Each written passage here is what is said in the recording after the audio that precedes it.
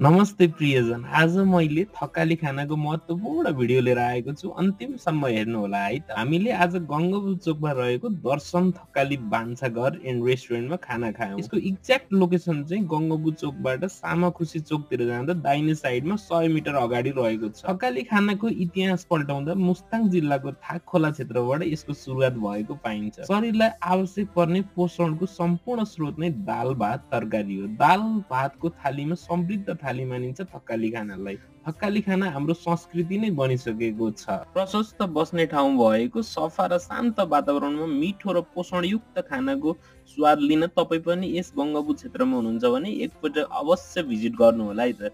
यस थकाली थालीमा सबैभन्दा बढी कोइरालाको अचारको स्वाद जिब्रोमै गडिरह्यो। यदि तपाईलाई पनि कोइरालाको अचार कसरी बनाउनु भनेर जान्न मन छ भने तल मैले लिंक राख्दैछु, क्लिक गर्नु होला है त।